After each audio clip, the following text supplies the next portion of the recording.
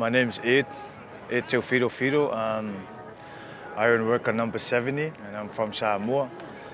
But now I live in Australia, where my wife is from. My journey started late. Most people start rugby very early in their lives, but I think what helped me with starting rugby late is because I was always around rugby. Never wanted to play it because I was always scared of the contact. People think it's a joke, but I was actually scared of the contact. I actually tried to play rugby at primary school in Samoa. I remember my first game, I made a tackle, and that was the last thing I remember because I woke up on the side of the field. My teacher was trying to wake me up, but apparently I knocked myself out. So I think that kind of scarred me for a little bit, and that's why I feel like I was scared of rugby and the contact of it, but I always loved the game. So I didn't actually play rugby until I was 18, I would say. Played school rugby and then from there into club rugby back in Auckland. From Papatoetoe into Auckland Sevens. There was a Sevens tournament in Samoa where there's like an international Sevens tournament where you can bring teams from overseas. So in 2015 we took Auckland Mariners team back to Samoa. And I played that tournament, we won the tournament, and then actually I made the Samoa Sevens that same year as well. And playing Samoa Sevens for, I'll say 2 years. And that's where a lot of doors opened for me, and that was my first professional rugby journey. Like I remember the feeling in the first time after the tournament, and the Samoan coaches at the time came up to me and said that you just made the squad for Samoa Sevens. And because my journey started very late in life, I didn't know if rugby was going to be a thing for me, but to be able to get that call up, I mean, for me it was a massive, because that was the first door of professional level of rugby that opened up for me. And so I remember calling my mum. I was very happy, share a few tears as well, and then FaceTime my dad. My dad's actually my hero and my best friend. So to be able to tell him that I made Samoan Sevens that year was, and it's a moment that will be stuck for me for a long time. And I hope I made him proud. So from Samoa Sevens, I moved to Brisbane, Australia in 2016. After that, got into the Reds development / wider squad kind of training that year.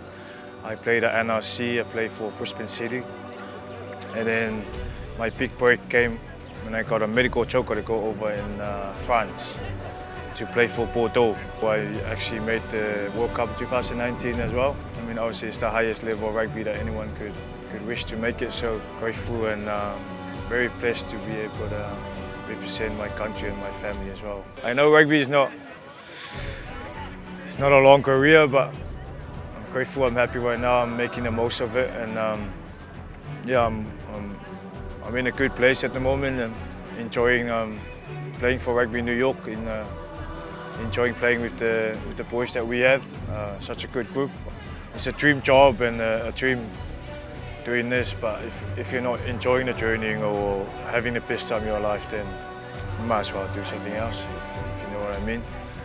I was excited to come to New York because everyone said it's the best city in the world. Like I've been fortunately and lucky to live in some amazing country like France, England, in Europe, but man, I've never been to somewhere like this. So yeah, like unreal feeling. Even now, I'm still passing going when I go in the city or be in Central Park is just unreal. Like, it's nothing like it. I think it's nothing like it anywhere else in the world. Took the opportunity last year to come over. I didn't think much of it. I just thought I'll just go over in New York and play rugby there for the season and see where I can go from there. I remember the first day we show up. I remember it was cold, and it's easy to be unmotivated in the cold, but to see the boys go out and go about their business at training and outside in the cold, I think that inspired me, and I actually found a love of rugby again. And also, top it up, we won it last year, and to be able to say we were the first team to win it as well, it was an honor to win it.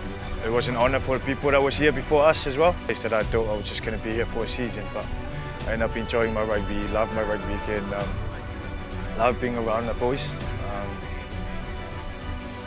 Yeah, it's just an unreal feeling, because now I can call myself an Ironworker for life, and to be able to say it. We're the first team to win it in New York as well. It's going to go down in history, and it will be a moment for me to cherish my life as well. So I'm very grateful for that as well.